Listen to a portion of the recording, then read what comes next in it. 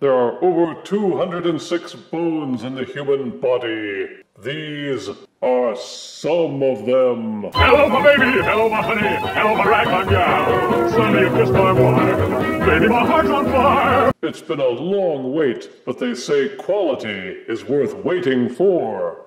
Behold, 1/6 scale display figures of the human skeleton, made by the people at Fattel in Italy. I saw their Kickstarter campaign online in 2022 and had the minions kick in for it. As a big sucker as I am for all things skeleton related, I made a choice and went with the one that I thought looked the best. See the boxes in which they are shipped, made up like little wooden crates, each one with a skullified lid on the top, skeleton and bio warnings on one side, an artistic silhouette of the contents on the other side, diagram drawings of the front and the side on another side, company logo, product title, and website on the next side, and a big ol' F on the bottom.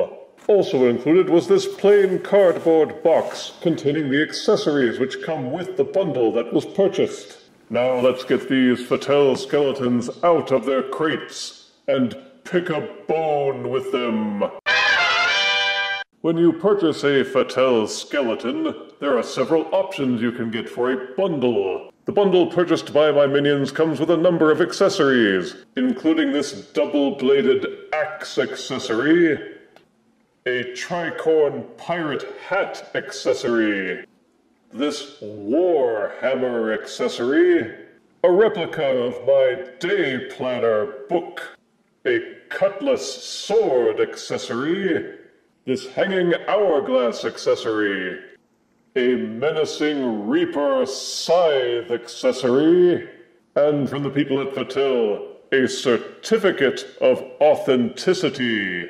Each one of the accessories is highly detailed and appear to be hand-painted. The leather straps on them appear to be individually cut and wrapped. They're very light and have a softer feel to them. The warhammer in particular feels as if the wooden block is made out of styrofoam. But regardless, it's still well painted and well detailed, right down to the individual wrap on the handle. The cutlass also has an individually wrapped handle, and the blade looks artfully pitted and rusted. As for the hourglass, the sand inside it doesn't appear to run up or down. Father Time would have a problem with this one. You can actually open my day planner and thumb through it. I don't know exactly how many of the pages are duplicate, but they do have several different pages inside, which is a nice touch.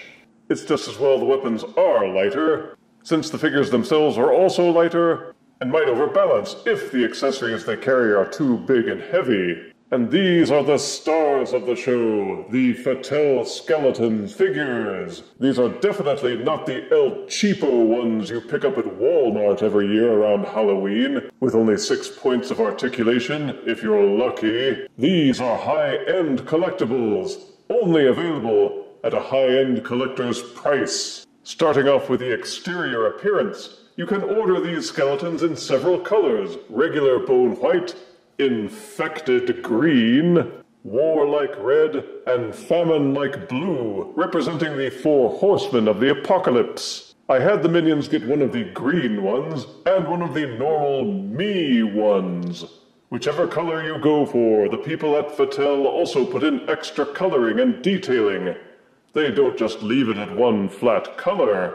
They'll add grimy highlights for a decaying, weathered look, which also adds extra dimension. And it's certainly one of the creepiest and most realistic skeletons I've examined. Fattel went out of their way to make it look like every bone was included, or at least represented in the sculpt work, right down to the individually molded metatarsals, phalanges, vertebrae, and the coccyx. Don't snicker, Crow. But death, you say? Sure, it looks okay, but give us more details. All right already. The bones on each skeleton are hard plastic, and yes, that does mean you should handle them with care, because some of the pieces are small and will therefore be fragile. One thing that these kits don't seem to come with is a display stand, so I would highly suggest investing in getting a reliable stand for each skeleton you may purchase. If you think they feel light, it's because they are. Being made of slender bones, these figures do not have as much mass as other figures of comparable size. While you can pose them and have good control over their center of gravity, there is still the risk they might topple, and a sharp enough impact from a fall or a drop could shatter some parts and ruin your investment. So be wary. The skeletons are held together with a clever combination of sockets and wires. Major joints like the shoulders, the hips, and the base of the skull use ball sockets which feel quite stiff and allow for bending and rotation.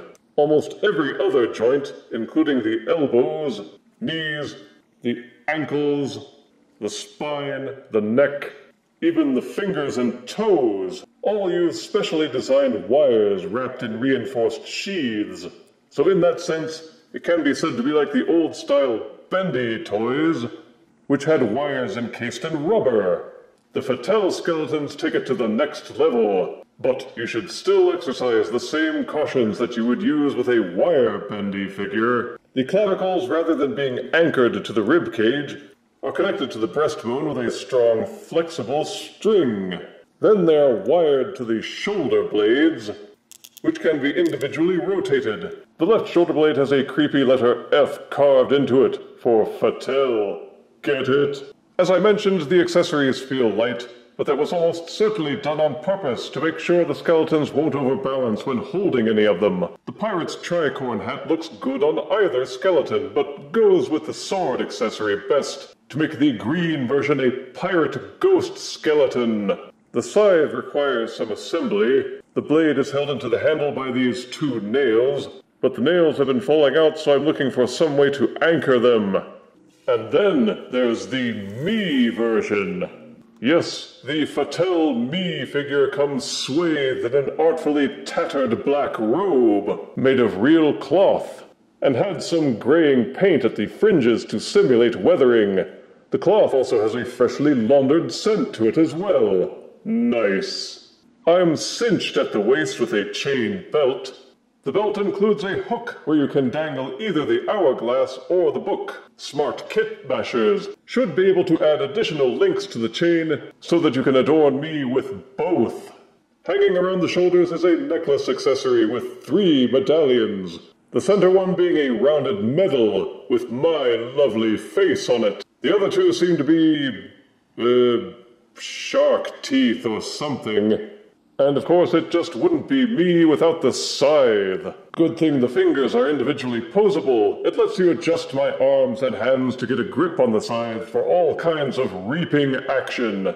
But again, even if you're careful with your figures, it's highly recommended you get figure stands. After all, it won't do for me to show up in my awesome cloak with my scythe and other accoutrements just to see me fall flat on my butt with a girly yelp. You can probably unhook the belt and remove the robe and necklace, but why would you want to? I mean, hey, it's me, and aren't I adorable? The robe has several flaps that can be adjusted depending on how you want me to look. You can close most of the flaps to cover up the legs, or the hips, the arms, or the elbows, and they have that kind of Nazgul split across the sleeve. You can even throw the hood back if you want to. And since it scales with other 12-inch figures, you can use accessories from other figure sets, such as the Nightmare Reaper accessories, including his glowing green lantern and plague mask. Fattel skeletons have more points of articulation than you will see in almost any other figure, at least 90, if you want to count each movable vertebrae. But it comes with a price, because you definitely don't want to be as rough with these as you would be with an ordinary action figure. The thinness of the bones, combined with the possibility of fatigue in the wires, means you will want to exercise restraint and care for any pose you make. Do not make rapid, repeated, or sharp bends when posing. That could fatigue the wires and cause breakage. Also, when posing any of the joints, try to brace them with your fingers above and below to keep from putting too much stress on the plastic pieces. Also, don't make your bends all in one forced motion. Use slight, gradual bends, and readjust the amount of pressure depending on how you think each joint feels. If you're having to bear down too much on any given joint, ease off, and try from a different angle. You have to exercise more patience when posing one of these, but the results are well worth the time and effort. You can pose each individual finger or toe. One thing I don't want to try with the wire-only joints is twisting to rotate them. All my attempts at that have either made me feel that it might splinter or crack the surrounding plastic, or pull the wires loose, and I don't want to do neither. Standing just over 11.5 inches, here are the superior Fattel skeletons, next to the Nightmare Edition Soul Reaper. And here are the Fattel skeletons, next to some of my adorable Death Chibi sculptures. Sorry guys, but you're about to get rotated out. If you think the human skeleton is awesome, and who doesn't, then the Fattel figures are as close to miniaturized perfection as you can get, short of buying a full-sized medical model. But since you can't really pose the medical models, Fattel is still superior. Positives with these bundles are: the attention to detail is truly incredible. Handcrafted and hand-painted, you will be hard-pressed to find anything done with greater care. Compared to the stuff made by mass production, these skeletons look fearsome and grungy, and the extra color options offer the means to customize beyond the accessories. The accessories themselves are of equal quality, and make for an impressive array with which to deck out your bony gang. With 90 points of articulation, you can achieve almost any pose for display that you can imagine, and they will make great conversation pieces to amaze your guests. Negatives are that the wire and plastic setup can be fragile. These are definitely not toys for tykes, and should not be handled roughly. I had to contact the makers to help fix a couple of joints where the wires had pulled loose during shipping and needed to be re-adhered. Even with all the articulation joints, there are still limitations imposed by the fragile nature of the construction. Applying rotation seems particularly risky, and the fingers and toes are harder to bend because you worry about applying too much pressure on the more delicate plastic pieces. The accessories also feel light and fragile for all their detail. They're also quite expensive, and many people may feel that the weight-to-cost ratio doesn't seem worthwhile. Since posing the figures requires more time and effort, impatient owners would probably pose it once and then leave it that way for a long time. The lack of included figure stands is of note. It compels a buyer to get their own separately. Fortunately, there are a wealth of options with online retailers like Amazon, and if you don't really care for skeletons, then there's not much in these sets that might tempt you. But for all the little drawbacks, the Fattel skeletons are a quality purchase, well worth the expense and the wait. But you may not have to wait, because you can go to their website now and make orders. I give the Fattel skeleton figures and their customized Me bundle 9 out of 10 deaths. Now that's what I call reaping it real. If you refuse me, honey, you lose me, then you'll be left alone. Oh, baby, tell them all, and tell me I'm your own.